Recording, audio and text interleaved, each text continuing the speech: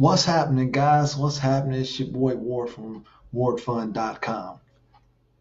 You know what I want to talk about today? I want to talk about being a great listener. There's a lot of books on the topic of learning how to be a great speaker, but there's not too many books on how to become a great listener. There's only a few. But let me tell you this. If you are a great listener, people will usually view you as someone who is wise. If you're a great listener, more than likely you have great relationships. Why? Because people trust you because you listen. I'm going to today we're going to be going over like 5 or 6 steps that can help you become a better listener. And if you become a better listener, guess what? Your influence will go up. And if your influence go up, it's a pretty good chance your income will go up. Why? Because once again, people will like you and trust you. So let's get right into it. What's the first step? Nonverbal feedback, positive nonverbal feedback. What is that? When someone's talking, head gestures. Let them know that you're paying attention. Nod your head yes, or make a okay. That type of gestures. Those are things that when people are talking, they like to know you're paying attention. The second thing, verbal feedback. Now, with verbal feedback, you want to keep it positive. You always want to say things like, I see, I understand. Okay, very simple. Once again, you're making sure that the speaker understands you're listening and paying attention. You're going to hear me say paying attention quite a bit. Um, Listening, step 3, you want to listen for the big picture. Because usually when someone is talking to you, they usually have a problem that they need solving. So if while you listening, try to get the big picture of where they're trying to go or what it is they want, so that maybe you could be the problem solver. You don't want to do too much talking. I remember when I was a young man, I was probably in the 7th or 8th grade. I was in the 8th grade. I know exactly when it was. I went to a middle school here in Cincinnati, Ohio, called Crest Hills, and my English teacher name was Miss Lemon. I was one of those children who just couldn't shut up. I was always talking, always messing with the girls, cracking jokes with my friends. And one day, Miss Lemon asked me, she said, young man, how can you learn by running your mouth?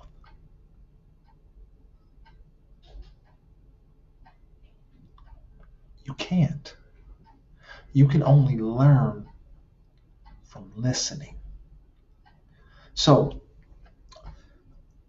I'm going to get back to that story. But the step 4, keep the conversation on them. What I mean by that is sometimes when people are talking to us, we have thoughts and opinions and we tend to jump right in and take over the conversation. Don't take over the conversation.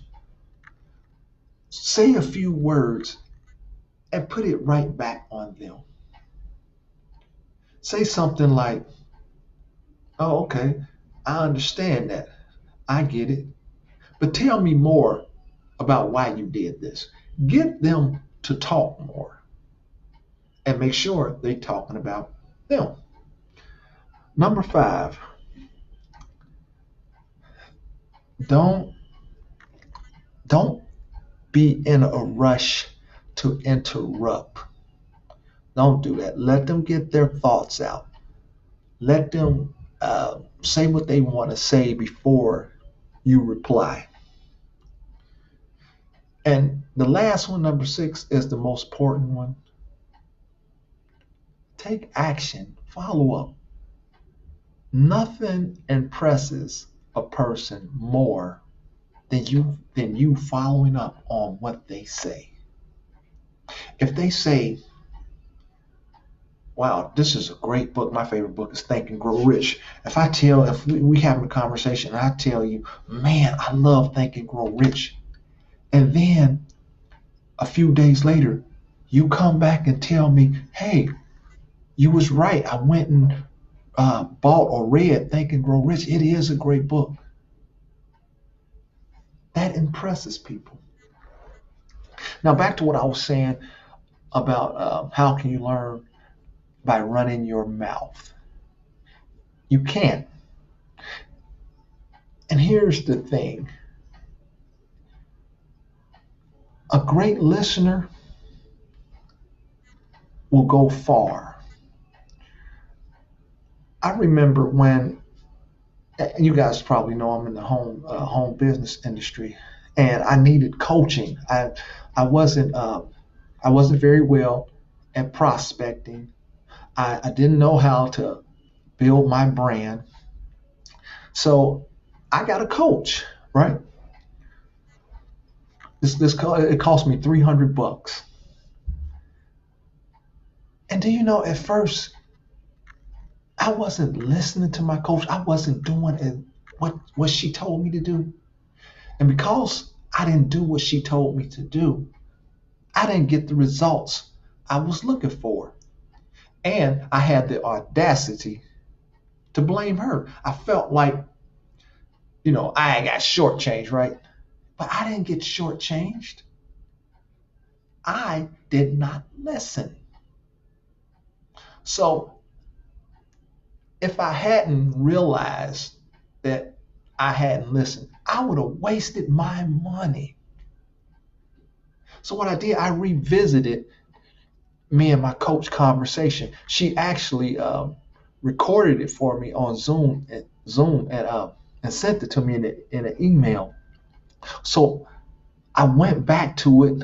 I watched it again. This time, I listened. I listened to everything she said. I did exactly what she said to do. And guess what happened? I got the result I was looking for. So I'm going to end this video right here. Listening is a skill set. If you're not a good listener, practice. Practice, practice, practice. If you need help with a skill, do not be afraid to ask. Find someone who's doing what you want to do and get around them. Ask them to be your mentor or your coach. It may cost you, but it's worth it. All right, I'm your boy Ward from wardfund.com. I'm going to end this live stream right here, and I will see you guys on the next video.